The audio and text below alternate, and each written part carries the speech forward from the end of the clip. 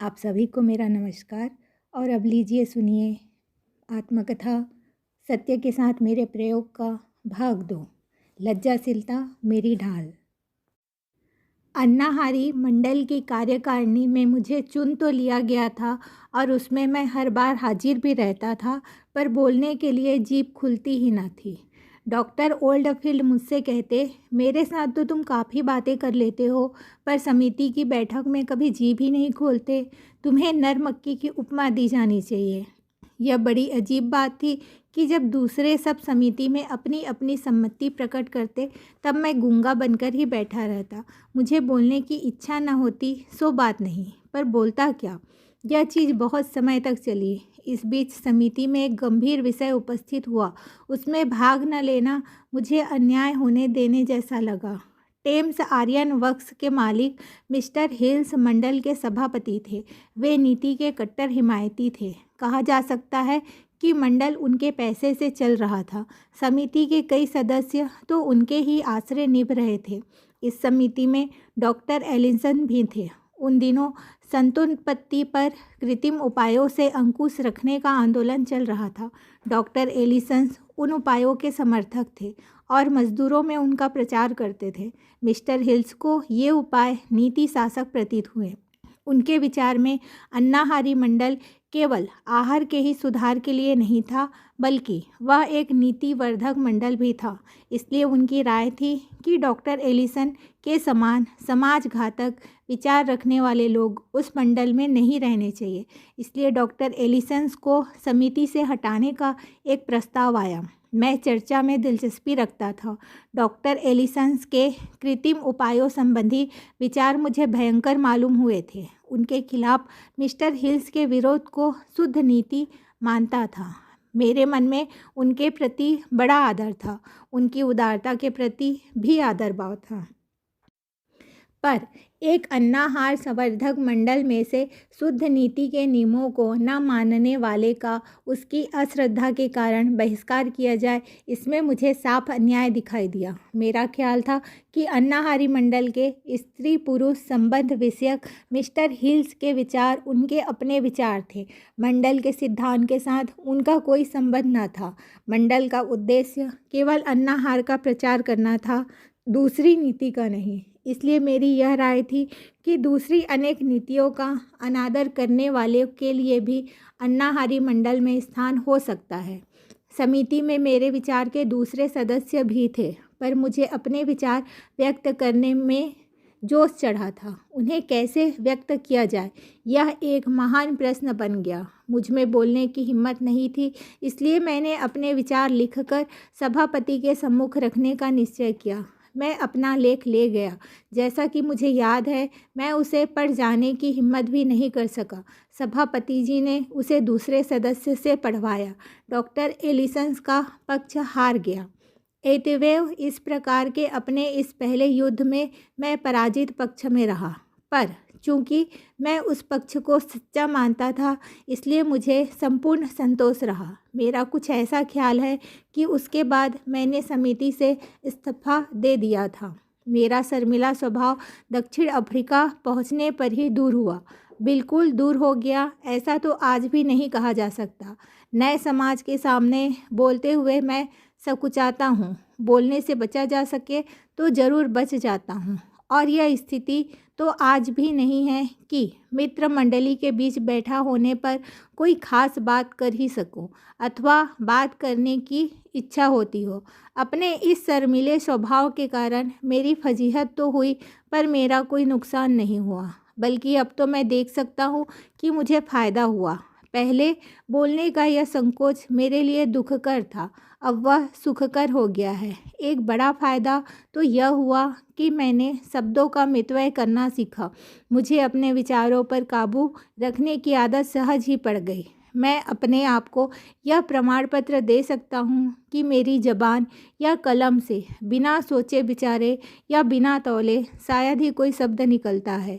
याद नहीं पड़ता कि अपने भाषण या लेख के किसी अंश के लिए मुझे कभी शर्माना या पछताना पड़ा हो। मैं अनेक संकटों से बच गया हूँ और मुझे अपना बहुत सा समय बचा लेने का लाभ मिला है। अनुभव ने मुझे यह भी सिखाया है कि सत्य के प्रत्येक पुजारी के लिए मौन का सेवन इष्ट है। मनुष्य जाने अनजाने भी प्रायः अतिशयोक्ति करता है। कम बोलने वाला बिना विचारे नहीं बोलेगा, वह अपने प्रत्येक शब्द को तौलेगा। असत्य रूपी विष। मैं जितना शर्मिला था उतना ही डरपोक भी था। वेंटनर में जिस परिवार में मैं रहता था, वैसे परिवार में घर की बेटी हो तो वह सभ्यता के विचार से ही सही मेरे समान विदेशी को घुमाने ले जाती। सभ्यता के इस विचार से प्रेरित होकर इस घर की मालकिन की लड़की मुझे वेंटनर के आसपास की सुंदर पहाड़ियों पर ले गई। वैसे मेरी चाल कुछ धीमी नहीं थी, पर उसकी चाल मुझसे भी तेज़ थी, इसलिए मुझे उसके पीछे पीछे घिसटना पड़ा। वह तो रास्ते भर बातों के फव्वारे उड़ाती चली, जबकि मेरे मुंह से कभी हाँ या कभी ना की आवाज़ भर निकलती थी। बहुत हुआ तो कितना सुंदर है कह देता, इससे ज़्यादा बोल न पाता। वह तो हवा में उड़ती जाती और मैं यह सोचता कि वापस घर कब पहुंचूंगा। फिर भी यह कहने की हिम्मत न पड़ती कि चलो अब लौट चले। इतने में हम एक पहाड़ी की चोटी पर जा खड़े हुए, पर अब उतरा कैसे जाए।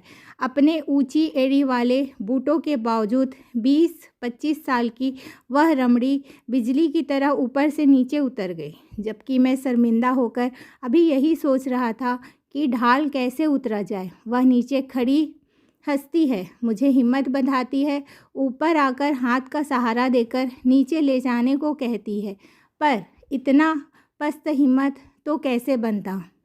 मुश्किल से पैर जमाता हुआ, कहीं कुछ बैठता हुआ मैं नीचे उतरा। उसने मजाक में शाबाश कहा कहकर मुझे शर्माए हुए को और अधिक शर्मिंदा कहा। इस तरह के मजाक से मुझे शर्मिंदा करने का उसे हक था, लेकिन हर जगह मैं इस तरह कैसे बच पाता।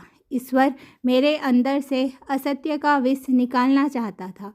पेंटनर की तरह ही ब्राइटन भी समुद्र किनारे हवाखोरी का मुकाम है। एक बार मैं वहाँ गया था। जिस होटल में मैं ठहरा था, उसमें साधारण खुशहाल स्थिति की एक विधवा बुढ़िया भी हवाखोरी के लिए आकर टिकी थी। यह मेरा पहले वर्ष का समय था, वेंटनर के पहले का। यहाँ सूची में खाने की सभी चीज़ों के नाम फ्रेंच भाषा में लिखे थे। मैं उन्हें समझता ना था। मैं बुढ़िया वाली मेज़ पर ही बैठा था। बुढ़िया ने देखा कि मैं अजनबी हूँ और कुछ परेशानी में भी हूँ। उसने बातचीत शुरू की। तुम अजनबी से मालूम होते हो, किसी परेशानी में भी हो, अभी तक कुछ खाने को भी नहीं मंगाया है। मैं भोजन के पदार्थों की सूची पढ़ रहा था और परोसने वाले से पूछने की तैयारी कर रहा था, इसलिए मैंने उस भद्र महिला को धन्यवाद दिया और कहा, यह सूची मेरी समझ में नहीं आ रही है। मैं अन्नाहारी हूँ, इसलिए यह जानना जरूरी है कि इनमें से कौन सी चीज़ें निर्दोष हैं। उस महिला ने कहा, तो लो, मैं तुम्हारी मदद करती हूँ और सूची समझा देती हूँ। तुम्हारे खाने लायक चीज़ें मैं तुम्हें बता सकूँगी। मैंने धन्यवाद पूर्वक उनकी सहायता स्वीकार की। यहाँ से हमारा जो संबंध जुड़ा वो मेरे विलायत में रहने तक और उसके बाद भी बरसों तक बना रहा। उसने मुझे लंदन का अपना पता दिया और हर रविवार को अपने घर भोजन के लिए आने को न्योता। वह दूसरे अवसरों पर भी मुझे अपने यहाँ बुलाती थी, प्रयत्न करके मेरा शर्मिलापन छुड़ाती थी, जवान स्त्रियों से जान पहचान कराती थी और उनसे बातचीत करने को ललचाती थी। वह अपने घर रहने वाली एक स्त्री के साथ बहुत बातें करवाती थी। कभी कभी हमें अकेला भी छोड़ देती थी। आरंभ में मुझे यह सब बहुत कठिन लगा। बात करना सूझता ना था, विनोद भी क्या किया जाए, पर वह बुढ़िया मुझे प्रवीण बनाती रही। मैं तालीम पाने लगा, हर रविवार की राह देखने लगा। उस स्त्री के साथ बातें करना भी मुझे अच्छा लगने लगा।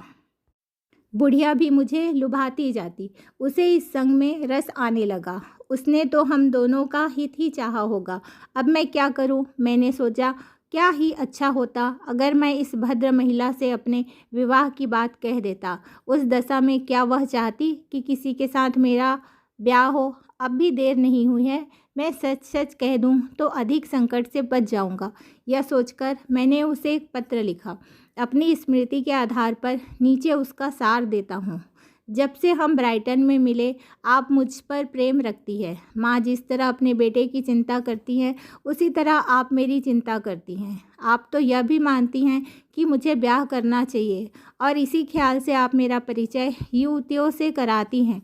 ऐसे संबंध के अधिक आगे बढ़ने से पहले ही मुझे आपसे यह कहना चाहिए कि मैं आपके प्रेम के योग्य नहीं हूँ। मैं आपके घर आने लगा तभी मुझे आपसे यह कह देना चाहिए था कि मैं विवाहित हूँ। मैं जानता हूँ कि हिंदुस्तान के जो विद्यार्थी विवाहित होते हैं वे इस देश में अपने ब्याह की बात प्रकट नहीं करते। इससे मैंने भी उस रिवाज का अनुकरण किया, पर अब मैं देखता हूँ कि मुझे अपने विवाह की बात बिल्कुल छिपानी नहीं चाहिए। मुझे साथ में यह भी कह देना चाहिए कि मेरा ब्याह बचपन में हुआ है और मेरे एक लड़का भी है। आपसे इस बात को छिपाने का अब मुझे बहुत दुख होता है, पर अब भगवान ने सच कह देने की हिम्मत दी है, इससे मुझे आनंद होता है। क्या आप मुझे माफ़ करेंगी? जिस बहन के साथ आपने मेरा परिचय कराया है उसके साथ मैंने कोई अनुचित छूट नहीं ली, इसका विश्वास मैं आपको दिलाता हूँ। मुझे इस बात का पूरा ख्याल है कि मुझे ऐसी छूट नहीं लेनी चाहिए, पर आप तो स्वाभाविक रूप से यह जानती हैं कि किसी के साथ मेरा संबंध जुड़ जाए आपके मन में यह बात आगे ना बढ़े, इसलिए भी मुझे आपके सामने सत्य प्रकट कर देना चाहिए। यदि इस पत्र के मिलने पर आप मुझे अपने यहाँ आने के लिए अयोग्य समझेंगी तो मुझे उससे ज़रा भी बुरा नहीं लगेगा। आपकी ममता के लिए तो मैं आपका चिर रेडी बन चुका हूँ। मुझे स्वीकार करना चाहिए कि अगर आप मेरा त्याग ना करेंगी तो मुझे खुशी होगी। यदि अब भी आप मुझे अपने घर आने योग्य मानेंगी तो उसे मैं आपके प्रेम की एक नई निशानी समझूंगा और उस प्रेम के योग्य बनने का सदा प्रयत्न करता रहूँगा। लगभग लौटती डाक से मुझे उस विधवा बहन का उत्तर मिला। उसने लिखा था, खुले दिल से लिखा तुम्हारा पत्र मिला। हम दोनों खुश हुई और खूब हंसी। तुमने जिस असत्य से काम लिया वह तो क्षमा के योग्य ही है, पर तुमने अपनी सही स्थिति प्रकट कर दी, यह अच्छा ही हुआ। मेरा न्योता कायम है। अगले रविवार को हम अवश्य तुम्हारी राह देखेंगी, तुम्हारे बाल विवाह की बातें सुनेंगी और तुम्हारा मजाक उड़ाने का आनंद भी लूटेंगी। विश्वास रखो कि हमारी मित्रता तो जैसे थी वैसे ही रहेगी। इस प्रकार मैंने अपने अंदर घुसे उस असत्य के विष को बाहर निकाल दिया और फिर तो अपने विवाह आदि के बारे में बात करने में मुझे कभी घबराहट नहीं हुई। विभिन्न धर्मों से परिचय। विलायत में रहते हुए 2 थियोसोफिस्टिस मित्रों से मेरी पहचान हुई। दोनों सगे भाई थे और अविवाहित थे। उन्होंने मुझसे गीता की चर्चा की। वे एडविन आर्नल्ड का गीता का अनुवाद पढ़ रहे थे। उन्होंने मुझे अपने साथ संस्कृत में गीता पढ़ने के लिए न्योता दिया। मैंने गीता संस्कृत में या मातृभाषा में पढ़ी ही नहीं थी। मुझे उनसे कहना पड़ा कि मैंने गीता पढ़ी ही नहीं है, पर मैं उसे आपके साथ पढ़ने को तैयार हूँ। इस प्रकार मैंने उन दोनों भाइयों के साथ गीता पढ़ना शुरू किया। ध्यायतो विषयान् पुंसः संगस्ते पुप्स जायते, संगास्ते जायते कामः, कामात् क्रोधो अभिजायते, क्रोधाद् भवति सम्मोहः, सम्मोहात् स्मृति विभ्रः, स्मृति भ्रंशात् बुद्धिनाशो, बुद्धिनाशात् पश्यति। अर्थात विषयों का चिंतन करने वाले पुरुष को उन विषयों में आसक्ति पैदा होती है, फिर आसक्ति से कामना पैदा होती है और कामना से क्रोध पैदा होता है, क्रोध से मूर्ता होती है, मूर्ता से स्मृति लोप होता है और जिसकी बुद्धि नष्ट हो जाती है उसका खुद का नाश हो जाता है। इन श्लोकों का मेरे मन पर गहरा असर पड़ा। उनकी भनक मेरे कान में गूंजती रही। उस समय मुझे लगा कि भगवत गीता अमूल्य ग्रंथ है। यह मान्यता धीरे धीरे बढ़ती गई और आज तत्व ज्ञान के लिए मैं उसे सर्वोत्तम ग्रंथ मानता हूँ। निराशा के समय इस ग्रंथ ने मेरी अमूल्य सहायता की है। मैं इसके लगभग सभी अंग्रेजी अनुवाद पढ़ गया हूँ, पर एडविन आर्नल्ड का अनुवाद मुझे श्रेष्ठ प्रतीत होता है। उसमें मूल ग्रंथ के भाव की रक्षा की गई है, फिर भी वह ग्रंथ अनुवाद जैसा नहीं लगता। इस बार मैंने भगवत गीता का अध्ययन किया। ऐसा तो मैं कह ही नहीं सकता मेरे नित्य पाठ का ग्रंथ तो वह कई वर्षों बाद बना। इन्हीं दिनों एक अन्नाहारी छात्रावास में मुझे मैनचेस्टर के एक ईसाई सज्जन मिले। उन्होंने मुझसे ईसाई धर्म की चर्चा की। मैंने उन्हें राजकोट का अपना स्मरण सुनाया। वे सुनकर दुखी हुए। उन्होंने कहा, मैं स्वयं अन्नाहारी हूँ, मद्यपान भी नहीं करता।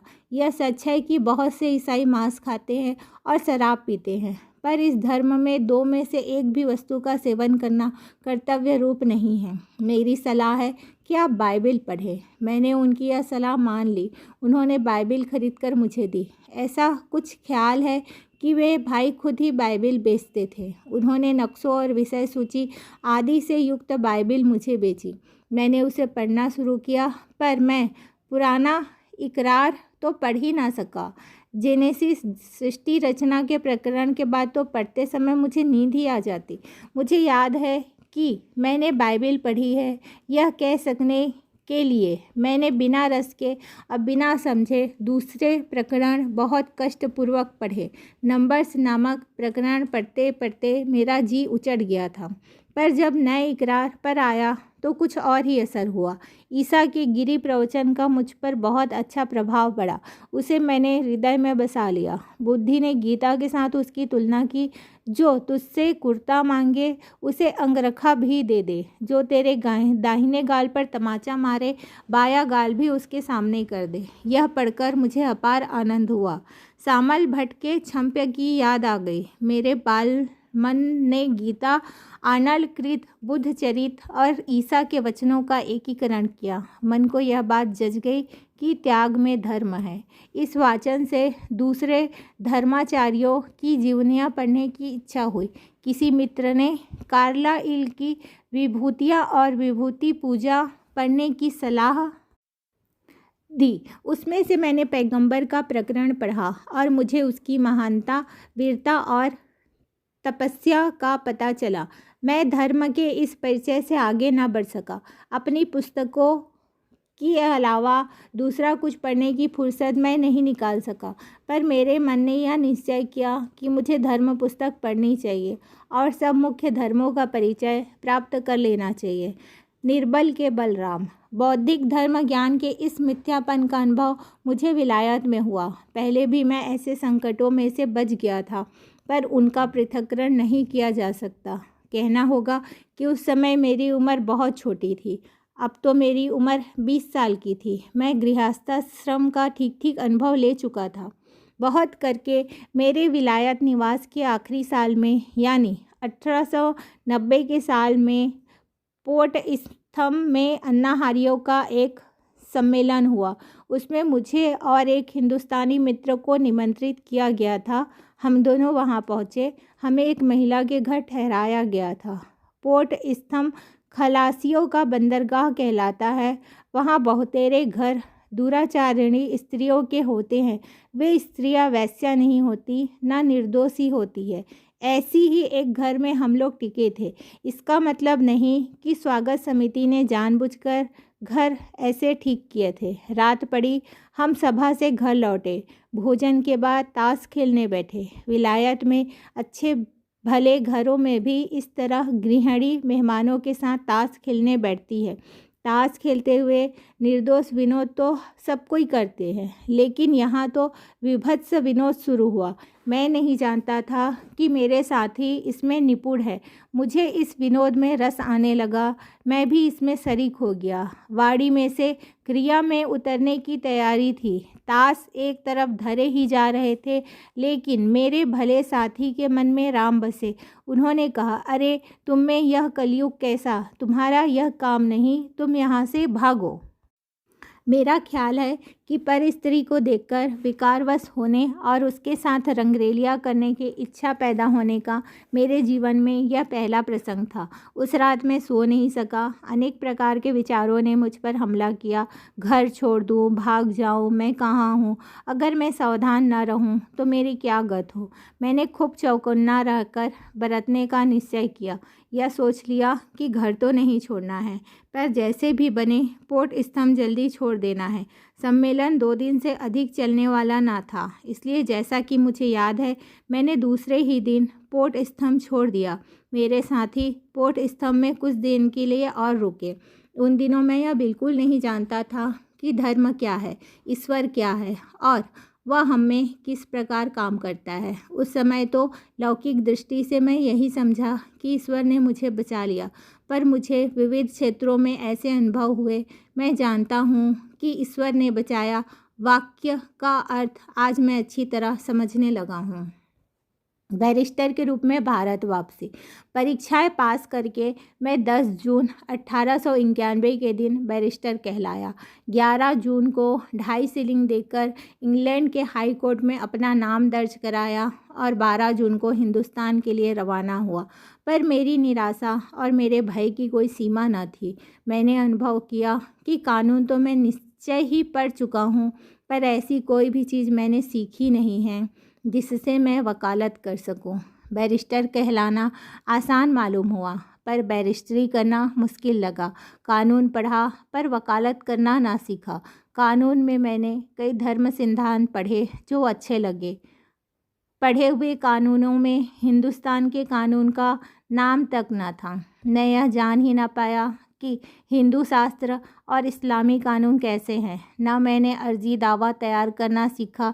मैं बहुत परेशान हुआ। फिरोज शाह मेहता का नाम मैंने सुना था।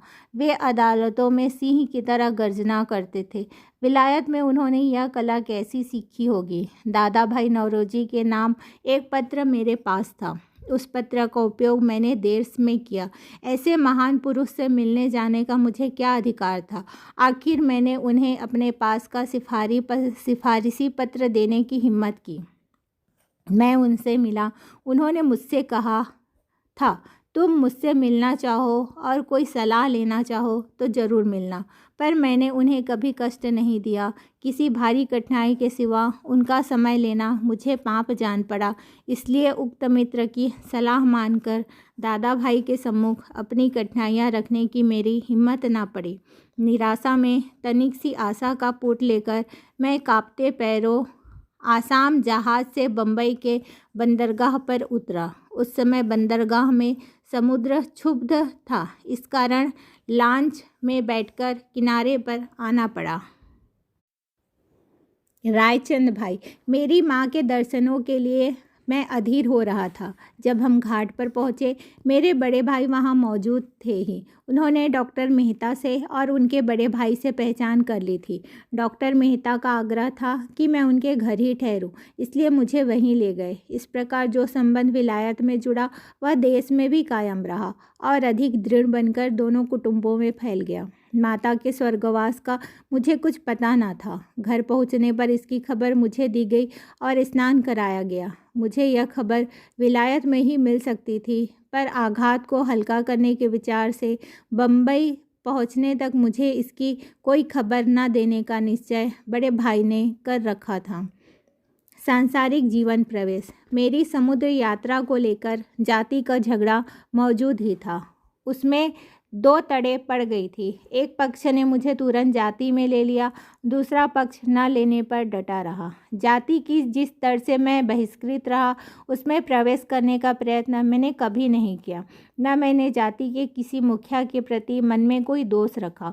उनमें मुझे तिरस्कार से देखने वाले लोग भी थे, उनके साथ मैं नम्रता का बर्ताव करता था। जाति के बहिष्कार संबंधी कानून का मैं संपूर्ण आदर करता था। अपने सास ससुर के घर के अलावा अपनी बहन के घर मैं पानी तक ना पीता था। वे छिपे तौर पर पिलाने को तैयार भी होते थे, पर जो काम खुले तौर से ना किया जा सके उसे छिपकर करने के लिए मेरा मन ही तैयार ना होता था। मेरे इस व्यवहार का परिणाम यह हुआ कि जाति की ओर से मुझे कभी कोई कष्ट नहीं दिया गया। यही नहीं, बल्कि आज तक मैं जाति के एक विभाग में विधिवत बहिष्कृत माना जाता हूँ। फिर भी उनकी ओर से मैंने सम्मान और उदारता का ही अनुभव किया है। उन्होंने मेरे कार्य में मुझे मदद भी दी है और मुझसे यह आशा तक नहीं रखी कि जाति के लिए मैं कुछ ना कुछ करूं। मैं ऐसा मानता हूं कि यह मधुर फल मेरे अप्रतिकार का ही परिणाम है। यदि मैंने जाति में सम्मिलित होने की खटपट की होती अधिक, तड़े पैदा करने का प्रयत्न किया होता, जाति वालों को छेड़ा चिढ़ाया होता, तो वे अवश्य मेरा विरोध करते और मैं विलायत से लौटते ही उदासीन और अलिप्त रहने के स्थान पर खटपट के फंदे में फंस जाता और केवल मिथ्या तत्व का पोषण करने वाला बन जाता। पत्नी के साथ मेरा संबंध अभी जैसा मैं चाहता था वैसा बना नहीं था। विलायत जाकर भी मैं अपने इस सियालू स्वभाव को छोड़ नहीं पाया था। हर बात में मेरा छिंद्रान्वेषण और मेरा संशय वैसे ही बना रहा। इससे मैं अपनी मनोकामनाएं पूरी ना कर सका। पत्नी को अक्षर ज्ञान तो होना ही चाहिए। मैंने सोचा था कि यह काम मैं स्वयं करूँगा, पर मेरी विषयाशक्ति ने मुझे यह काम करने ही ना दिया और अपनी इस कमजोरी का गुस्सा मैंने पत्नी पर उतारा। राजकोट में तुरंत धंधा शुरू करता हूँ तो हंसी होती है। मेरे पास ज्ञान तो इतना भी ना था कि राजकोट में पास हुए वकील के मुकाबले में खड़ा हो सकूं। 30 पर फीस उनसे 10 गुनी लेने का दावा। कौन मूर्ख मुवक्किल मुझे काम देता, अथवा कोई ऐसा मूर्ख मिल भी जाए तो क्या मैं अपने अज्ञान में धृष्टता और विश्वासघात की वृद्धि करके अपने ऊपर संसार का ऋण और बढ़ा लूँ। मित्रों की सलाह यह रही कि मुझे कुछ समय के लिए बम्बई जाकर हाई कोर्ट की वकालत का अनुभव प्राप्त करना और हिंदुस्तान के कानून का अध्ययन करना चाहिए और कोई मुकदमा मिल सके तो उसके लिए कोशिश करनी चाहिए।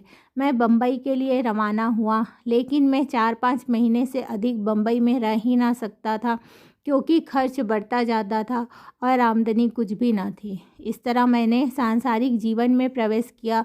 बैरिस्टरी मुझे अखरने लगी। आडंबर अधिक, कुशलता कम, जवाबदेही का ख्याल मुझे दबोच रहा था। पहला मुकदमा। इतने में मुझे मम्मी बाई का मुकदमा मिला। स्मॉल कॉज कोर्ट, छोटी अदालत में जाना था। मुझसे कहा गया दलाल को कमीशन देना। मैंने साफ इनकार कर दिया, पर फौजदारी अदालत के सुप्रसिद्ध वकील जो हर महीने 3-4 हज़ार कमाते हैं, वह भी तो कमीशन देते हैं। मुझे कौन उनकी बराबरी करनी है। मुझको तो महीने 300 रुपये मिल जाए तो काफ़ी है। पिताजी को कौन इससे अधिक मिलते थे, पर वह ज़माना लद गया। बम्बई का खर्च बढ़ा है। तुम्हें व्यवहार की दृष्टि से भी सोचना चाहिए। मैं टस से मस न हुआ। कमीशन मैंने नहीं ही दिया। फिर भी मम्मी बाई का मुकदमा तो मुझे मिला। मुकदमा आसान था। मुझे ब्रीफ के मेहताने के रूप में 30 रुपये मिले। मुकदमा 1 दिन से ज़्यादा चलने वाला ना था। मैंने पहली बार स्मॉल कॉज कोर्ट में प्रवेश किया। मैं प्रतिवादी की तरफ से था, इसलिए मुझे जिरह करनी थी। मैं खड़ा तो हुआ, पर पैर कांपने लगे, सिर चकराने लगा। मुझे ऐसा लगा मानो अदालत घूम रही है। सवाल कुछ सोचते ही ना थे। जज हंसा होगा, वकीलों को तो मज़ा आया ही होगा, पर मेरी आंखों के सामने तो अंधेरा था और मैं क्या देखता। मैं बैठ गया। दलाल से कहा, मुझसे यह मुकदमा नहीं चलेगा, आप पटेल को सौंपिए। मुझे दी हुई फीस वापस ले लीजिए। पटेल को उसी दिन के लिए 51 रुपये देकर वकील किया गया। उनके लिए तो वह एक बच्चों का खेल था। मैंने सोचा कि मैं शिक्षक का काम तो अवश्य ही कर सकता हूँ। मैंने अंग्रेजी का अभ्यास काफ़ी किया था, अतः मैंने सोचा कि यदि किसी हाई स्कूल में मैट्रिक की कक्षा में अंग्रेजी सिखाने का काम मिल जाए तो कर लूँ। खर्च का गड्ढा कुछ तो भरे। मैंने अखबारों में विज्ञापन पढ़ा, आवश्यकता है अंग्रेजी शिक्षक की, प्रतिदिन 1 घंटे के लिए वेतन 75 रुपये। यह एक प्रसिद्ध हाई स्कूल का विज्ञापन था। मैंने प्रार्थना पत्र भेजा। मुझे प्रत्यक्ष मिलने की आज्ञा हुई। मैं बड़ी उमंगों के साथ मिलने गया, पर जब आचार्य को पता चला कि मैं बीए नहीं हूँ तो उन्होंने मुझे खेदपूर्वक विदा कर दिया। पहला आघात। बम्बई से निराश होकर मैं राजकोट पहुंचा। वहां अलग दफ्तर खोला। गाड़ी कुछ चली। अर्जियां लिखने का काम मिलने लगा और हर महीने औसत 300 रुपये की आमदनी होने लगी। अर्जी दावे लिखने का यह काम मुझे मेरी होशियारी के कारण नहीं मिलने लगा था। कारण था वसीला। बड़े भाई के साथ काम करने वाले वकील की वकालत जमी हुई थी। उनके पास जो बहुत महत्व के अर्जी दावे आते अथवा जिन्हें वे महत्व का मानते, उनका काम तो बड़े बैरिस्टर के पास ही जाता था। उनके गरीब मुवक्किलों के अर्जी दावे लिखने का काम मुझे मिलता था। पोरबंदर के भूतपूर्व राणा साहब को गद्दी मिलने से पहले मेरे भाई उनके मंत्री और सलाहकार थे।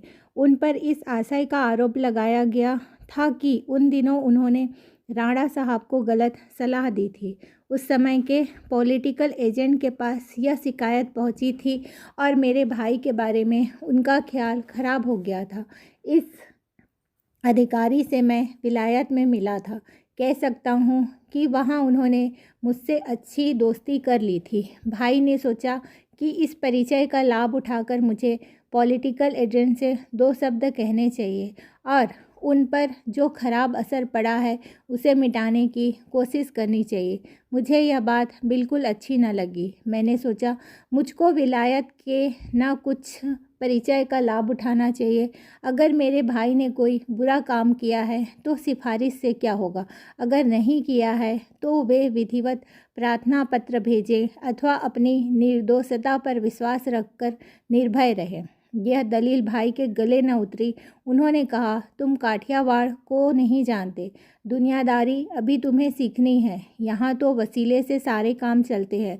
तुम्हारे समान भाई परिचित अधिकारी से सिफारिश के 2 शब्द कहने का मौका आने पर दूर हट जाए तो यह उचित नहीं कहा जाएगा।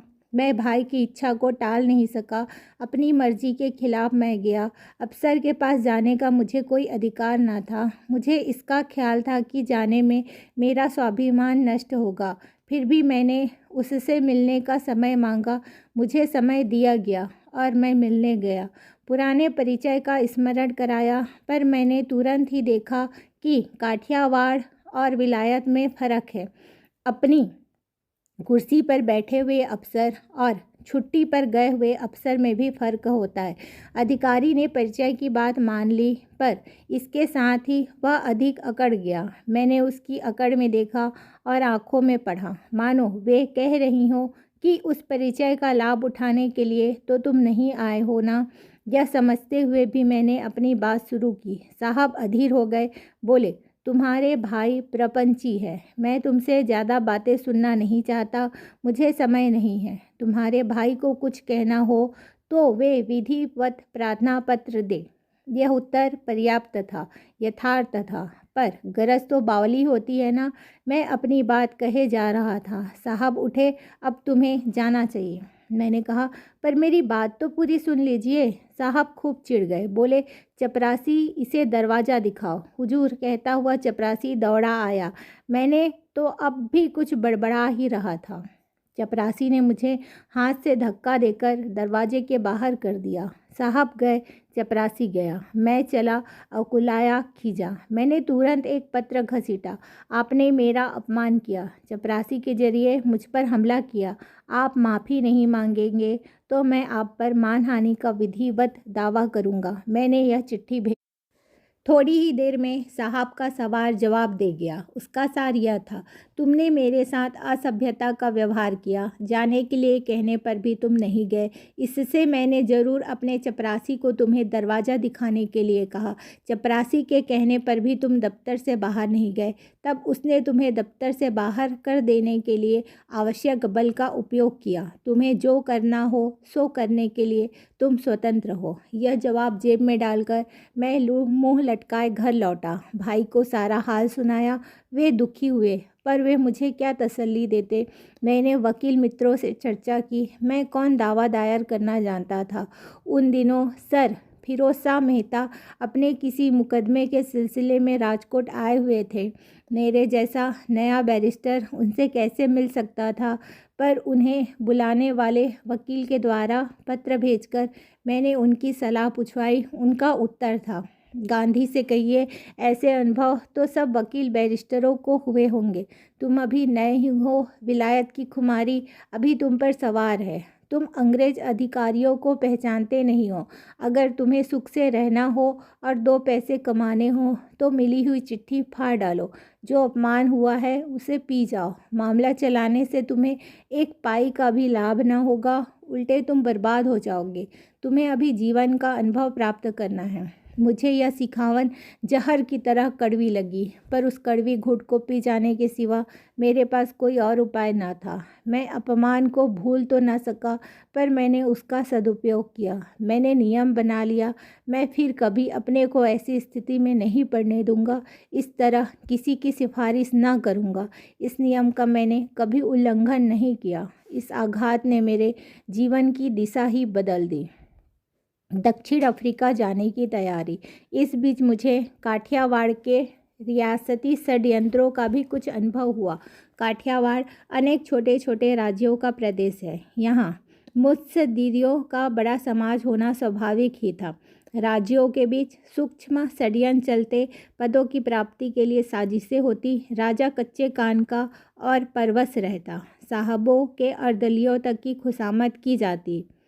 रिश्तेदार तो साहब से भी सवाया होता, क्योंकि वही तो साहब की आँख, कान और दुभाषिए का काम करता था। सर रिश्तेदार की इच्छा ही कानून थी। सर रिश्तेदार की आमदनी साहब की आमदनी से ज़्यादा मानी जाती थी। संभव है इसमें अतिशयोक्ति हो, पर सर रिश्तेदार के अल्प वेतन की तुलना में उसका खर्च अवश्य ही अधिक होता था। यह वातावरण मुझे विषा प्रतीत हुआ। मैं अपनी स्वतंत्रता की रक्षा कैसे कर सकूंगा, इसकी चिंता बराबर बनी रहती। मैं उदासीन हो गया। भाई ने मेरी उदासीनता देखी। एक विचार यह आया कि कहीं नौकरी कर लूँ तो मैं इन खटपटों से मुक्त रह सकता हूँ, पर बिना खटपट के दीवान या न्यायाधीश का पद कैसे मिल सकता था। वकालत करने में साहब के साथ झगड़ा बाधक बनता था। इसी बीच भाई के पास पोरबंदर की एक मेमन फर्म का संदेशा आया। दक्षिण अफ्रीका में हमारा व्यापार है, हमारी फर्म बड़ी है, वहाँ हमारा एक मुकदमा चल रहा है। 40,000 पाउंड का दावा है। मामला बहुत लंबे समय से चल रहा है। हमारे पास अच्छे से अच्छे वकील बैरिस्टर हैं। अगर आप अपने भाई को भेजें तो वे हमारी मदद करें और उन्हें भी कुछ मदद मिल जाए। वे हमारा मामला हमारे वकील को अच्छी तरह समझा सकेंगे। इसके सिवा वे नया देश देखेंगे और कई नए लोगों से उनकी जान पहचान होगी। मैंने पूछा, आप मेरी सेवाएं कितने समय के लिए चाहते हैं? आप मुझे वेतन क्या देंगे? हमें 1 साल से अधिक आपकी ज़रूरत नहीं रहेगी। आपको पहले दर्जा का मार्ग व्यय देंगे और निवास तथा भोजन खर्च के अलावा 105 पाउंड देंगे। इसे वकालत नहीं कह सकते, यह नौकरी थी, पर मुझे तो जैसे भी बने हिंदुस्तान छोड़ना था। नया देश देखने को मिलेगा और अनुभव प्राप्त होगा, सो अलग। भाई को 105 पाउंड भेजूंगा तो घर खर्च चलाने में कुछ मदद होगी। यह सोचकर मैंने वेतन के बारे में बिना कुछ झिकझिक किए ही सेठ अब्दुल करीम का प्रस्ताव स्वीकार कर लिया और मैं दक्षिण अफ्रीका जाने के लिए तैयार हो गया। दक्षिण अफ्रीका में नेटाल के बंदरगाह को डरबन कहते हैं और नेटाल बंदरगाह के नाम से भी पहचाना जाता है। मुझे लेने के लिए अब्दुल्ला सेठ आए थे। स्टीमर के घाट पर पहुंचने पर जब नेटाल के लोग अपने मित्रों को लेने स्टीमर पर आए, तभी मैं समझ गया कि यहाँ हिंदुस्तानियों की अधिक इज्जत नहीं है।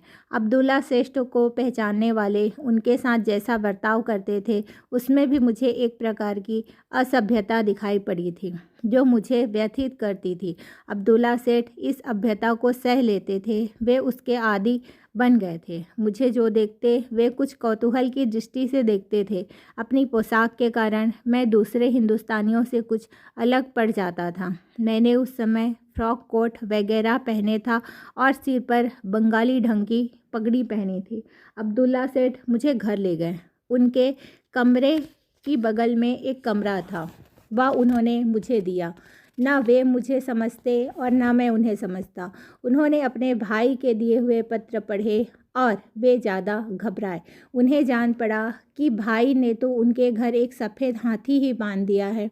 मेरा साहबी रहन सहन उन्हें खर्चीला मालूम हुआ। उस समय मेरे लिए कोई ख़ास काम न था। उनका मुकदमा तो ट्रांसवाल में चल रहा था। मुझे तुरंत वहाँ भेजकर क्या करते? इसके अलावा मेरी होशियारी या ईमानदारी का विश्वास भी किस हद तक किया जाए? प्रिटोरिया में वे मेरे साथ रह नहीं सकते थे। प्रतिवादी प्रिटोरिया में रहता था। मुझ पर उसका अनुचित प्रभाव पड़ जाए तो क्या हो? यदि वे मुझे इस मुकदमे का काम न सौंपे तो दूसरे काम तो उनके कारकुन मुझसे बहुत अच्छा कर सकते थे। कारकुनों से गलती हो तो उन्हें उलाहना दिया जा सकता था, पर मैं गलती करूं तो काम या तो मुकदमे का था या फिर मुहर्रिर का। इसके अलावा तीसरा कोई काम न था। एतएव यदि मुकदमे का काम ना सौंपा जाता तो मुझे घर बैठे खिलाने की नौबत आती। अब्दुल्ला सेठ बहुत कम पढ़े लिखे थे, पर उनके पास अनुभव का ज्ञान बहुत था। उनकी बुद्धि तीव्र थी और स्वयं उन्हें इसका भान था। रोज़ के अभ्यास से उन्होंने सिर्फ बातचीत करने लायक अंग्रेजी का ज्ञान प्राप्त कर लिया था, पर अपनी इस अंग्रेजी के द्वारा वे अपना सब काम निकाल लेते थे। वे बैंक के मैनेजरों से बातचीत करते थे, यूरोपियन व्यापारियों के साथ सौदे कर लेते थे और वकीलों को अपने मामले समझा सकते थे। हिंदुस्तानी उनकी बहुत इज्जत करते थे। उन दिनों उनकी फर्म हिंदुस्तानियों की फर्मों में सबसे बड़ी अथवा बड़ी फर्मों में एक तो थी ही। अब्दुल्ला सेठ का स्वभाव वहमी था। उन्हें इस्लाम का अभिमान था। वे तत्व ज्ञान की चर्चा के शौकीन थे। अरबी नहीं जानते थे, फिर कहना होगा कि उन्हें कुरान शरीफ की और आमतौर पर इस्लाम के धार्मिक साहित्य की अच्छी जानकारी थी। दृष्टांत तो उन्हें कंठाग्र ही थे। उनके साथ रहने से मुझे इस्लाम का काफ़ी व्यवहारिक ज्ञान हो गया। हम एक दूसरे को पहचानने लगे। उसके बाद तो वो मेरे साथ खूब धर्म चर्चा करते थे। वे दूसरे या तीसरे दिन मुझे डरबन की अदालत दिखाने ले गए। वहाँ कुछ जान पहचान कराई। अदालत में मुझे अपने वकील के पास बैठाया। मजिस्ट्रेट मुझे बार बार देखता रहा। उसने मुझे पगड़ी उतारने के लिए कहा। मैंने इनकार किया और अदालत छोड़ दी। मेरे भाग्य में यहाँ भी लड़ाई ही बदी थी। अब्दुल्ला सेठ ने मुझे पगड़ी उतारने का रहस्य समझाया। मुसलमानी पोशाक पहना हुआ आदमी अपनी मुसलमानी पगड़ी पहन सकता है, पर दूसरे हिंदुस्तानियों को अदालत में पैर रखते ही अपनी पगड़ी उतार लेनी चाहिए। इस सूक्ष्म भेद को समझाने के लिए मुझे कुछ तथ्यों की जानकारी देनी होगी। इन 2-3 दिनों में ही मैंने देख लिया था कि हिंदुस्तानी अफ्रीका में अपने गुट बनाकर बैठ गए थे। एक भाग मुसलमान व्यापारियों का था, वे अपने को अरब कहते थे। दूसरा भाग हिंदू या पारसी कारकुनों, मुनीमों या गुमास्तों का था। हिंदू कारकुन अधर में लटकते थे, कोई अरब में मिल जाते थे। फारसी अपना परिचय पर्सियन के नाम से देते थे। व्यापार के अलावा भी इन तीनों का आपस में थोड़ा बहुत संबंध अवश्य था। एक चौथा और बड़ा समुदाय तमिल, तेलुगु और उत्तरी हिंदुस्तान के गिरमिटिया तथा गिरमिट मुक्त हिंदुस्तानियों का था।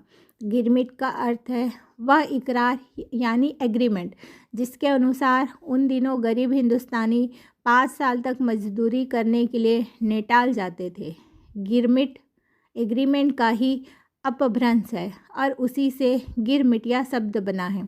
इस वर्ग के साथ दूसरों का व्यवहार केवल काम की दृष्टि से ही रहता था। अंग्रेज इन गिरमिट वालों को कूली के नाम से पहचानते थे और चूंकि वे संख्या में अधिक थे, इसलिए दूसरे हिंदुस्तानियों को भी कूली कहते थे। कूली के बदले सामी भी कहते थे। सामी ज़्यादातर तमिल नामों के अंत में लगने वाला प्रत्यय है। सामी अर्थात स्वामी। स्वामी का मतलब तो मालिक हुआ। इसलिए जब कोई हिंदुस्तानी सामी शब्द से चिढ़ता और उनमें कुछ हिम्मत होती तो वह अपने को सामी कहने वाले अंग्रेज से कहता, तुम मुझे सामी कहते हो, पर जानते हो कि सामी का मतलब मालिक होता है। मैं तुम्हारा मालिक तो हूँ नहीं। यह सुनकर कोई अंग्रेज शर्मा जाता, कोई चिढ़कर ज़्यादा गालियाँ देता और कोई मारता भी, क्योंकि उनकी दृष्टि से तो सामी शब्द निंदा सूचक ही हो सकता था। उसका अर्थ मालिक कहना तो उसे अपमानित करने के बराबर ही हो सकता था। इसलिए मैं कुली बैरिस्टर कहलाया। व्यापारी कुली व्यापारी कहलाते थे। कुली का मूल अर्थ मजदूर तो भुला दिया गया था। मुसलमान व्यापारी यह शब्द सुनकर गुस्सा होता और कहता, मैं कुली नहीं हूँ, मैं तो अरबी हूँ अथवा मैं व्यापारी हूँ। कोई थोड़ा विनयशील अंग्रेज होता तो यह सुनकर माफ़ी भी मांग लेता। ऐसी दशा में पगड़ी पहनने का प्रश्न एक महत्व का प्रश्न बन गया। पगड़ी उतारने का मतलब था अपमान सहन करना। मैंने तो सोचा कि मैं हिंदुस्तानी पगड़ी को विदा कर दूं और अंग्रेजी टोपी पहन लूं ताकि उसे उतारने में अपमान न जान पड़े और मैं इस झगड़े से बच जाऊं। पर अब्दुल्ला सेठ को यह सुझाव अच्छा न लगा। उन्होंने कहा, अगर आप इस वक्त यह फेरफार करेंगे तो उससे अनर्थ होगा। जो दूसरे लोग देश की ही पगड़ी पहनना चाहेंगे उनकी स्थिति नाजुक बन जाएगी। इसके अलावा आपको तो देसी पगड़ी ही शोभा देगी। आप अंग्रेजी टोपी पहनेंगे तो आपकी गिनती वेटरों में होगी। इन वाक्यों में दुनियावी समझ थी, देशाभिमान था और थोड़ी संकुचिता भी थी। दुनियावी समझ तो स्पष्ट ही है, देशाभिमान के बिना पगड़ी का आग्रह नहीं हो सकता और संकुचिता के बिना वेटर का टिका संभव नहीं। गिरमिटिया हिंदुस्तानी हिंदू, मुसलमान और ईसाई इन 3 भागों में बटे हुए थे।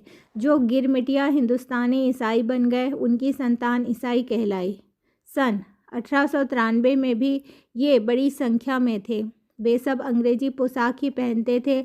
उनका एक खासा हिस्सा होटलों में नौकरी करके अपनी आजीविका चलाता था। अब्दुल्ला सेठ के वाक्यों में अंग्रेजी टोपी की जो टीका थी वह इन्हीं लोगों को लक्ष्य में रखकर की गई थी। इसके मूल में मान्यता यह थी कि होटल में वेटर का काम करना बुरा है। आज भी यह भेद बहुतों के मन में बसा हुआ है। कुल मिलाकर अब्दुल्ला सेठ की दलील मुझे अच्छी लगी। मैंने पगड़ी के किस्से को लेकर अपने और पगड़ी के बचाव में समाचार पत्रों के नाम एक पत्र लिखा। अखबारों में मेरी पगड़ी की खूब चर्चा हुई। अनवेलकम विजिटर, अवांछित अतिथि शीर्षक से अखबारों में मेरी चर्चा हुई और 3-4 दिन के अंदर ही मैं अनायास दक्षिण अफ्रीका में प्रसिद्धि पा गया। किसी ने मेरा पक्ष लिया और किसी ने मेरी धृष्टता की खूब निंदा की। मेरी पगड़ी तो लगभग अंत तक बनी रही। प्रिटोरिया जाते हुए मैं डरबन में रहने वाले ईसाई हिंदुस्तानियों के संपर्क में भी तुरंत आ गया। वहाँ की अदालत के दुभाषिया मिस्टर पॉल रोमन कैथोलिक थे। उनसे परिचय किया और प्रोटेस्टेंट मिशन के शिक्षक स्वर्गीय मिस्टर सुभान ग्राडफे से भी परिचित हुआ। मैं इस प्रकार जान पहचान कर रहा था कि इतने में फर्म के वकील की तरफ से पत्र मिला कि मुकदमे की तैयारी की जानी चाहिए और ख़ुद अब्दुल्ला सेठ को प्रिटोरिया जाना चाहिए अथवा किसी को वहां भेजना चाहिए। अब्दुल्ला सेठ ने वह पत्र मुझे पढ़ने को दिया और पूछा, आप प्रिटोरिया जाएंगे? मैंने कहा, मुझे मामला समझाइए, तभी कुछ कह सकूँगा। अभी तो मैं नहीं जानता कि मुझे वहाँ क्या करना होगा। उन्होंने अपने मुनीमों से कहा कि वे मुझे मामला समझा दें। मैं 7वें या 8वें दिन डरबन से रवाना हुआ। मेरे लिए पहले दर्जे का टिकट कटाया गया। वहाँ रेल में सोने की सुविधा के लिए बिस्तर के लिए 5 शिलिंग का अलग टिकट कटाना होता था। अब्दुल्ला सेठ ने उसे कटाने का आग्रह किया, पर मैंने हठवश, अभिमानवश और 5 शिलिंग बचाने के विचार से बिस्तर का टिकट कटाने से इनकार कर दिया। अब्दुल्ला सेठ ने मुझे चिताया, देखिए, यह देश दूसरा है, हिंदुस्तान नहीं है। खुदा की मेहरबानी है, आप पैसे की कंजूसी ना कीजिए, आवश्यक सुविधा प्राप्त कर लीजिए। मैंने उन्हें धन्यवाद दिया और निश्चित रहने को कहा। ट्रेन लगभग 9 बजे नेटाल की राजधानी मेरिट्सबर्ग पहुंची। यहाँ बिस्तर दिया जाता था। रेलवे के किसी नौकर ने आकर पूछा, आपको बिस्तर की ज़रूरत है? मैंने कहा, मेरे पास अपना बिस्तर है। वह चला गया। इस बीच एक यात्री आया। उसने मेरी तरफ देखा। मुझे भिन्न वर्ण का पाकर वह परेशान हुआ। बाहर निकला और 1-2 अफसरों को लेकर आया। किसी ने मुझे कुछ न कहा। आखिर एक अफसर आया। उसने कहा, इधर आओ, तुम्हें आखिरी डिब्बे में जाना है। मैंने कहा, मेरे पास पहले दर्जे का टिकट है। उसने कहा, इसकी कोई बात नहीं, मैं तुमसे कहता हूँ कि तुम्हें आखिरी डिब्बे में जाना है। मैं कहता हूँ कि मुझे इस डिब्बे में डरबन से बैठाया गया है और मैं इसी में जाने का इरादा रखता हूँ। अफसर ने कहा, यह नहीं हो सकता, तुम्हें उतरना पड़ेगा और ना उतरे तो सिपाही उतारेगा। मैंने कहा, तो फिर भले सिपाही उतारे, मैं खुद तो नहीं उतरूँगा। सिपाही आया। उसने मेरा हाथ पकड़ा और मुझे धक्का देकर नीचे उतारा। मेरा सामान उतार लिया। मैंने दूसरे डिब्बे में जाने से इनकार कर दिया। ट्रेन चल दी। मैं वेटिंग रूम में बैठ गया। अपना हैंडबैग साथ में रखा। बाकी सामान को हाथ न लगाया। रेलवे वालों ने उसे कहीं रख दिया। सर्दी का मौसम था। दक्षिण अफ्रीका की सर्दी ऊंचाई वाले प्रदेशों में बहुत तेज़ होती है। मेरिट्सबर्ग इसी प्रदेश में था। इससे खूब ठंड लगी। मेरा ओवरकोट मेरे सामान में था, पर सामान मांगने की हिम्मत न हुई। फिर अपमान हो तो ठंड से मैं कांपता रहा। कमरे में दिया ना था। आधी रात के करीब एक यात्री आया। जान पड़ा वह कुछ बात करना चाहता है, पर मैं बात करने की मनस्थिति में नहीं था। मैंने अपने धर्म का विचार किया। या तो मुझे अपने अधिकारों के लिए लड़ना है या लौट जाना चाहिए, नहीं तो जो अपमान हो उसे सहकर प्रिटोरिया पहुंचना चाहिए और मुकदमा खत्म करके देश लौट जाना चाहिए। मुकदमा अधूरा छोड़कर भागना तो नामर्दी होगी। मुझे जो कष्ट सहना पड़ा है सो तो ऊपरी कष्ट है, वह गहराई तक बैठे हुए महारोग का लक्षण है। यह महारोग है रंग द्वेष। यदि मुझ में इस गहरे रोग को मिटाने की शक्ति हो तो उस शक्ति का उपयोग मुझे करना चाहिए। ऐसा करते हुए स्वयं को जो कष्ट सहने पड़े सो सब सहने चाहिए और उनका विरोध रंग द्वेष को मिटाने की दृष्टि से ही करना चाहिए। यह निश्चय करके मैंने दूसरी ट्रेन में जैसे भी हो आगे ही जाने का फैसला किया। सवेरे ही सवेरे मैंने जनरल मैनेजर को शिकायत का लंबा तार भेजा। दादा अब्दुल्ला को भी खबर भेजी। अब्दुल्ला सेठ तुरंत जनरल मैनेजर से मिले। जनरल मैनेजर ने अपने आदमियों के व्यवहार का बचाव किया, पर बतलाया कि मुझे बिना किसी रुकावट के मेरे स्थान तक पहुंचाने के लिए स्टेशन मास्टर को कह दिया गया है। अब्दुल्ला सेठ ने मेरिट्सबर्ग के हिंदू व्यापारियों को भी मुझसे मिलने और मेरी सुख सुविधा का ख्याल रखने का तार भेजा और दूसरे स्टेशनों पर भी इसी आशय के तार रवाना किए। इससे व्यापारी मुझे मिलने स्टेशन पर आए। उन्होंने अपने ऊपर पड़ने वाले कष्टों की कहानी मुझे सुनाई और मुझसे कहा कि आप पर जो बीती है उसमें आश्चर्य की कोई बात नहीं है। जब हिंदुस्तानी लोग पहले या दूसरे दर्जे में सफ़र करते हैं तो अधिकारियों और यात्रियों की तरफ से रुकावट खड़ी होती ही है। दिन ऐसी ही बातें सुनने में बीता। रात पड़ी, ट्रेन आई। मेरे लिए जगह तैयार ही थी। बिस्तर का जो टिकट मैंने डरबन में कटाने से इनकार किया था, मेरिट्सबर्ग में कटाया। ट्रेन मुझे चार्ल्स टाउन की ओर ले चली। ट्रेन सुबह चार्ल्स टाउन पहुँचती थी। उन दिनों चार्ल्स टाउन से जोहानिसबर्ग पहुंचने के लिए ट्रेन नहीं थी, घोड़ों की सिकरम थी और बीच में एक रात स्टैंटन में रुकना पड़ता था। मेरे पास सिकरम का टिकट था। मैंने एक दिन देर से पहुंचने के कारण वह टिकट रद्द नहीं होता था। इसके सिवा अब्दुल्ला सेठ ने सिकरम वालों के नाम चार्ल्स टाउन के पते पर भी तार कर दिया था, पर उसे तो बहाना ही खोजना था। इसलिए मुझे नीरा अजनबी कह समझकर उसने कहा, आपका टिकट तो रद्द हो चुका है। मैंने उचित उत्तर दिया, पर टिकट रद्द होने की बात तो मुझे दूसरे ही कारण से कही गई थी। यात्री सब सिकरम के अंदर ही बैठते थे, लेकिन मैं तो कुली की गिनती में था। अजनबी दिखाई पड़ता था, इसलिए सिकरम वालों की नीयत यह थी कि मुझे गोरे यात्रियों के पास ना बैठाना पड़े तो अच्छा हो। सिकरम के बाहर अर्थात कोचवान की बगल में दाएं बाएं दो बैठकें थीं। उनमें से एक पर सिकरम कंपनी का एक गोरा मुखिया बैठता था। वह अंदर बैठा और मुझे कोचवान की बगल में बैठाया। मैं समझ गया कि यह नीरा अन्याय है, अपमान है, पर मैंने इस अपमान को पी जाना उचित समझा। मैं जोर ज़बरदस्ती से अंदर बैठ सकूं ऐसी स्थिति में नहीं था। अगर तकरार में पड़ूं तो सिकरम चली जाए और मेरा एक दिन छूट जाए, और फिर दूसरे दिन क्या हो सो तो दैव ही जाने। इसलिए मैं समझदारी से काम लेकर बाहर बैठ गया, पर मन में बहुत झुंझलाया। लगभग 3 बजे सिकरम मार्डी को पहुंची। अब उस गोरे मुखिया ने चाहा कि जहां मैं बैठा था वहां वह बैठे। उसे सिगरेट पीनी थी, थोड़ी हवा भी खानी होगी। इसलिए उसने एक मैला सा बोरा जो वहीं कोचवान के पास पड़ा था उठा लिया और पैर रखने के पटिये पर बिछाकर मुझसे कहा, सामी तू यहाँ बैठ, मुझे कोचवान के पास बैठना है। मैं इस अपमान को सहने में असमर्थ था, इसलिए मैंने डरते डरते उससे कहा, तुमने मुझे यहाँ बैठाया और मैंने वह अपमान सह लिया। मेरी जगह तो अंदर थी, पर तुम अंदर बैठ गए और मुझे यहाँ बैठाया।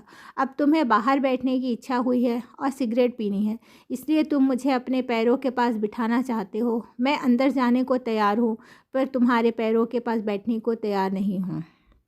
मैं मुश्किल से इतना कह पाया था कि मुझ पर तमाचों की वर्षा होने लगी और वह गोरा मेरी बाँह पकड़कर मुझे नीचे खींचने लगा। बैठक के पास ही पीतल के शिकंजे थे। मैंने भूत की तरह उन्हें पकड़ लिया और निश्चय किया कि कलाई चाहे उखड़ जाए, पर शिकंजे न छोड़ूंगा। मुझ पर जो बीत रही थी उसे अंदर बैठे हुए यात्री देख रहे थे। वह गोरा मुझे गालियाँ दे रहा था, खींच रहा था, मार भी रहा था, पर मैं चुप था। वह बलवान था और मैं बलहीन। यात्रियों में से कईयों को दया आई। उनमें से कुछ बोल उठे, अरे भाई, उस बेचारे को वहाँ बैठा रहने दो, उसे नाहक मत मारो, उसकी बात सच है, वहाँ नहीं तो उसे हमारे पास अंदर बैठने दो। गोरे ने कहा, हरगिज़ नहीं। पर थोड़ा शर्मिंदा वह ज़रूर हुआ, इसलिए उसने मुझे मारना बंद कर दिया और मेरी बाँह छोड़ दी। 2-4 गालियाँ दी, पर एक होंटेड नौकर दूसरी तरफ बैठा था। उसे अपने पैरों के सामने बिठाकर खुद बाहर बैठा। यात्री अंदर बैठ गए। सीटी बजी, सिकरम चली। मेरी छाती तो धड़क ही रही थी। मुझे शक हो रहा था कि मैं जिंदा मुकाम पर पहुंच सकूंगा या नहीं। वह गोरा मेरी ओर बराबर घूरता ही रहा, उंगली दिखाकर बड़बड़ाता रहा, याद रख, स्टेटन पहुंचने दे, फिर तुझे मज़ा चखाऊंगा। मैं तो गूंगा ही बैठा रहा और भगवान से अपनी रक्षा के लिए प्रार्थना करता रहा। रात हुई, स्टेटन पहुँचे। कई हिंदुस्तानी चेहरे दिखाई दिए। मुझे कुछ तसल्ली हुई। नीचे उतरते ही हिंदुस्तानी भाइयों ने कहा, हम आपको ईसा सेठ की दुकान पर जाने के लिए खड़े हैं। हमें दादा अब्दुल्ला का तार मिला है। मैं बहुत खुश हुआ। उनके साथ सेठ ईसा हाजी सुनार की दुकान पर पहुंचा। सेठ और उनके मुनीम गुमास्तों ने मुझे चारों ओर से घेर लिया। मैंने अपनी बीती उन्हें सुनाई। वे बहुत दुखी हुए और अपने कड़वे अनुभवों का वर्णन करके उन्हें मुझे आश्वस्त किया। मैं सिकरम कंपनी के एजेंट को अपने साथ हुए व्यवहार की जानकारी देना चाहता था। मैंने एजेंट के नाम चिट्ठी लिखी। उस गोरे ने जो धमकी दी थी उसकी चर्चा की और यह आश्वासन चाहा कि सुबह आगे की यात्रा शुरू होने पर मुझे दूसरे यात्रियों के पास अंदर ही जगह दी जाए। चिट्ठी एजेंट को भेज दी। एजेंट ने मुझे संदेशा भेजा, स्टर्डन से बड़ी सिकरम जाती है और कोचवान वगैरह बदल जाते हैं। जिस आदमी के खिलाफ आपने शिकायत की है वह कल नहीं रहेगा। आपको दूसरे यात्रियों के पास ही जगह मिलेगी। इस संदेश से मुझे थोड़ी बेफिक्री हुई। मुझे मारने वाले उस गोरे पर किसी तरह का कोई मुकदमा चलाने का तो मैंने विचार ही नहीं किया था, इसलिए मार का यह प्रकरण यही समाप्त हो गया। सवेरे ईसा सेठ के लोग मुझे सिकरम पर ले गए। मुझे मुनासिब जगह मिली और बिना किसी परेशानी के मैं उस रात जोहानिसबर्ग पहुंच गया। स्टेटर छोटा सा गांव है, जोहानिसबर्ग विशाल शहर नगर है। अब्दुल्ला सेठ ने तार तो वहाँ भी दे ही दिया था। मुझे मोहम्मद कासिम कमरुद्दीन की दुकान का नाम पता भी दिया था। उनका आदमी सिकरम के पड़ाव पर पहुंचा था, पर न मैंने उसे देखा और न वह मुझे पहचान सका। मैंने होटल में जाने का विचार किया। 2-4 होटलों के नाम जान लिए थे। गाड़ी वाले से कहा कि ग्रैंड नेशनल होटल ले चलो। वहां पहुंचने पर मैनेजर के पास गया, जगह मांगी। मैनेजर ने क्षण भर मुझे निहारा, फिर शिष्टाचार की भाषा में कहा, मुझे खेद है, सब कमरे भरे पड़े हैं, और मुझे विदा किया। इसलिए मैंने गाड़ी वाले से मोहम्मद कासिम कमरुद्दीन की दुकान पर ले चलने को कहा। वहाँ अब्दुल गनी सेठ मेरी राह देख रहे थे। उन्होंने मेरा स्वागत किया। मैंने होटल की अपनी बीती उन्हें सुनाई। वे खिलखिलाकर हंस पड़े। बोले, वे हमें होटल में कैसे ठहरने देंगे? मैंने पूछा, क्यों नहीं? सो तो आप कुछ दिन रहने के बाद जान जाएंगे। इस देश में तो हम ही रह सकते हैं, क्योंकि हमें पैसे कमाने हैं, इसलिए नाना प्रकार के अपमान सहते हैं और पड़े हुए हैं। यो कहकर उन्होंने ट्रांटवाल में हिंदुस्तानियों पर गुजरने वाले कष्टों का इतिहास कह सुनाया। इन अब्दुल गनी सेठ का परिचय हमें आगे और भी करना होगा। उन्होंने कहा, यह देश आपके समान लोगों के लिए नहीं है। देखिए, कल आपको प्रिटोरिया जाना है, वहाँ आपको तीसरे दर्जे में ही जगह मिलेगी। ट्रांसवाल में नेटाल से अधिक कष्ट है। यहाँ हमारे लोगों को पहले या दूसरे दर्जे का टिकट दिया ही नहीं जाता। मैंने कहा, आपने इसके लिए पूरी कोशिश नहीं की होगी। अब्दुल गनी सेठ बोले, हमने पत्र व्यवहार तो किया है, पर हमारे अधिकतर लोग पहले दूसरे दर्जे में बैठना भी कहाँ चाहते हैं। मैंने रेलवे के नियम मांगे, उन्हें पढ़ा। उसमें इस बात की गुंजाइश थी, ट्रांसवाल के मूल कानून सूक्ष्मतापूर्वक नहीं बनाए जाते थे। रेलवे के नियमों का तो पूछना ही क्या था। मैंने सेठ से कहा, मैं तो फर्स्ट क्लास में ही जाऊंगा, और वैसे ना जा सका तो प्रिटोरिया, जहाँ से 27 मील ही तो है, मैं वहाँ घोड़ा गाड़ी करके चला जाऊंगा। अब्दुल गनी सेठ में उसमें लगने वाले खर्च और समय की तरफ मेरा ध्यान खींचा, पर मेरे विचार से वे सहमत हुए। मैंने स्टेशन मास्टर को पत्र भेजा। उसमें मैंने अपने बैरिस्टर होने की बात लिखी, साथ ही यह भी सूचित किया कि मैं हमेशा पहले दर्जे में ही सफ़र करता हूँ।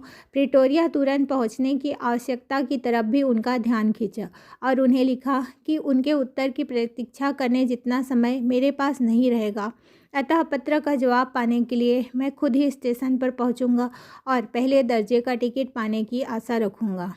इसमें मेरे मन में थोड़ा पेच था। मेरा यह ख्याल था कि स्टेशन मास्टर लिखित उत्तर तो ना का ही देगा, फिर कूली बैरिस्टर कैसे रहते होंगे इसकी भी वह कोई कल्पना ना कर सकेगा। इसलिए अगर मैं पूरे साहबी ठाठ में उसके सामने जाकर खड़ा रहूँगा और उससे बात करूँगा तो वह समझ जाएगा और शायद मुझे टिकट दे देगा। इसलिए मैं फ्रॉक कोट, नेक टाई वगैरह डालकर पहुंचा। स्टेशन मास्टर के सामने मैंने गिन्नी निकाल कर रखी और पहले दर्जे का टिकट मांगा। उसने कहा, आपने ही मुझे चिट्ठी लिखी है? मैंने कहा, जी हाँ। यदि आप मुझे टिकट देंगे तो मैं आपका एहसान मांगूंगा। मुझे आज प्रिटोरिया पहुंचना ही चाहिए। स्टेशन मास्टर हंसा, उसे दया आई। वह बोला, मैं ट्रांसवालर नहीं हूँ, मैं हॉलैंडर हूँ। आपकी भावनाओं को मैं समझ सकता हूँ, आपके प्रति मेरी सहानुभूति है। मैं आपको टिकट देना चाहता हूँ, पर एक शर्त है। अगर रास्ते में गार्ड आपको उतार दे और तीसरे दर्जे में बिठाए तो आप मुझे फांसिए नहीं, यानी आप रेलवे कंपनी पर दावा ना कीजिए। मैं चाहता हूँ कि आपकी यात्रा निर्विघ्न पूरी हो। आप सज्जन हैं, यह तो मैं देख ही सकता हूँ। यूँ कहकर उसने टिकट काट दिया। मैंने उसका उपकार माना और उसे निश्चित किया। अब्दुल गनी सेठ मुझे विदा करने आए थे।